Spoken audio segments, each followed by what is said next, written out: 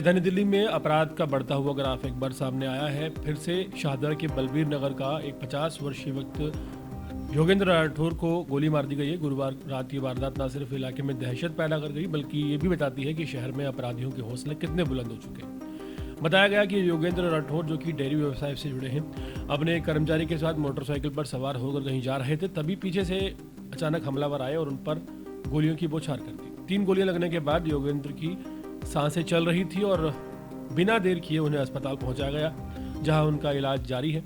कल रात लगभग 10:30 बजे पुलिस को एक महिला की कॉल मिली। रोती हुई आवाज़ में उसने सिर्फ इतना कहा कि उसके पति को गोली मार दी गई। शाहदरा डीसीपी प्रशांत गौतम तुरंत टीम के साथ मौके पर पहुंचे। वहां पहुंचकर उन्हें पता चला कि 3 गोलियां योगेंद्र के शरीर में मारी गई हैं और वारदात इतनी तेजी से हुई कि आसपास मौजूद लोगों को पहले कुछ समझ में नहीं आया। घटना वाली गली आमतौर पर काफ़ी ज़्यादा शांत मानी जाती है, लेकिन गुरुवार रात गोलियों की आवाज़ से पूरे मोहल्ले को दहला दिया।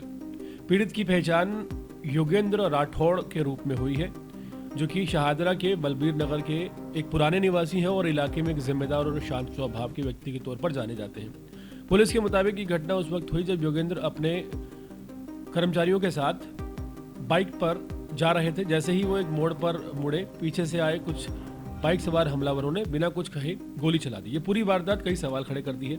क्या ये एक पुरानी रंजिश का मामला है? क्या योगेंद्र किसी विवाद में उलझे थे, या फिर ये सिर्फ एक संगठित अपराध गिरोह की करतूत है जो इलाके में दहशत फैलाने की कोशिश कर रहा है? पहले भी ऐसी घटना सामने आई थी शाहदरा में, जहां गलती से किसी और व्यापारी को गोली मार दी गई थी। डीसीपी प्रशांत गौतम ने मीडिया से कहा कि हम जांच कर रहे हैं। कॉल मिलते ही हमारी जो टीम है मौके पर पहुंची।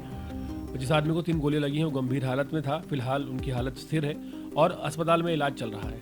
उनके इस बयान से ये साफ है कि पुलिस शुरुआती स्तर पर किसी भी संभावना को खारिज नहीं कर रही है। हालांकि पुलिस के हाथ अभी तक इस पूरे मामले में हमलावरों के बारे में कोई ठोस सुराग नहीं लगा है, लेकिन आसपास के लगे सीसीटीवी फुटेज की मदद ली जा रही है और इलाके में पूछताछ तेज कर दी गई है। इस वारदात ने इलाके के लोगों के मन में कई तरह की चिंताएं पैदा कर दी हैं।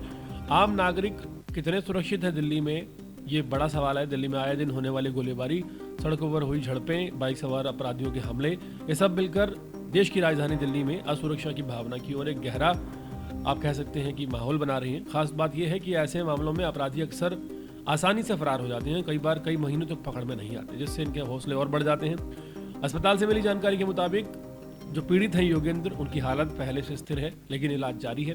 परिवार के लोग सदमे में हैं, खासकर उनकी पत्नी, जिसने पुलिस को कॉल करके मदद के लिए बुलाया था। उनका कहना है कि कोई भी पुराना झगड़ा या रंजिश जैसी कोई बात है नहीं और ना ही वो इस तरह की किसी दुश्मनी रखते थे।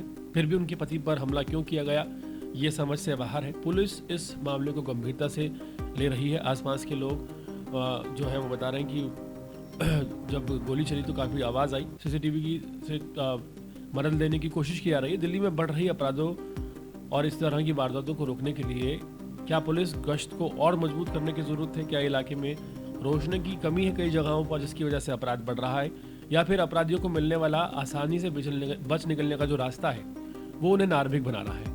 शाहदरा की ये घटना एक बार फिर जनता की असुरक्षा की याद दिलाती है प्रशासन को। लोग सिर्फ उम्मीद कर सकते हैं कि पुलिस जल्द से जल्द अपराधियों को पकड़ ले और इलाके में फिर से सुरक्षा का माहौल वापस आए, लेकिन यहाँ हर किसी के दिल में एक डर बैठा रहता है, खासकर शाहदरा जैसे इलाकों में, जहाँ आपको याद होगा कि एक बर्तन कारोबारी को गोली मारी गई थी और बाद में ये पता चला था कि जो बदमाश है वो गोली मारने किसी और को आए थे और मार किसी और को गए।